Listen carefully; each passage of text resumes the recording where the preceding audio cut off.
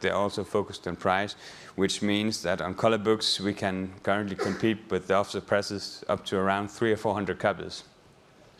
The thing is, when we started up the black and white production of books, we didn't really do many books, not in black and white nor in color, but because of the volume that we have grown in black and white books, they also come with the request for us for the color books. So today we are running about 500,000 or 600,000 A3 color prints through the iGens a month on color books. So it has grown our volume in digital color too.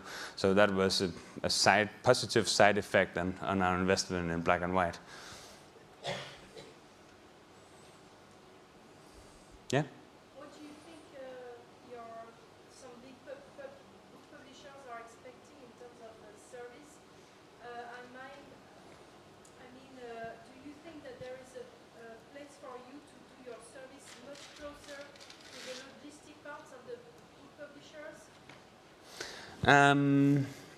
Well, of course, we're talking to the publisher about their needs. In Denmark, there are 2 big book warehouses. The one warehouse is owned by the largest Danish publisher, and they also sell their warehouse services to other publishers. And then there's another warehouse that is owned partially by a lot of publishers and by the bookstores. And the thing is that I've had some discussions about printing books on demand, especially the older titles that might sell 50 or 100 copies a year. If we can produce them on demand. And of course this is an option. It is more expensive to produce a book one-up than it is to produce 50 or 100 at a time, because if you have to put it into an on-demand setup, you will still have to do the checking of the files, and you have to put them into a system and put in a lot of data on the books and number of pages, format, all those stuff. And the cost for that is actually pretty high compared to what it costs to produce 100 books. And also the publishers is not getting every cent worth of the print on demand. The idea should be that we printed the book and then send it directly to the customer.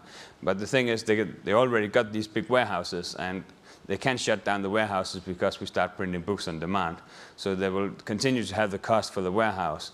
And our price for the shipping to the bookstore that ordered the book is also an additional cost. And the thing is that these 2 big warehouses, they have combined the shipping. So every day several trucks is driving out to all the bookstores, and the books that we might send directly, then just not in the truck then. And one of the ways that you would save cost on printing on demand is that you won't have to pick it from the shelf in the warehouse. But this is still cheaper to pick it from a shelf in the warehouse than it is to ship it directly to the bookstore. So one of the solutions that I'm currently working with is to try to make a setup where we produce maybe 60 or 70 books, because that would cut away some of the work that they're doing in the warehouse, where they pick it from the pallet and put it into something they call a picket box. Basically, it's robots taking out the boxes in front of the guys, putting them into the boxes for the bookstore. So of course we are very focused on the customer need and how we can, create value for them in the stock and in the amount of money they have, and of course the price in the book. So what is the total price for printing the book and handling the book?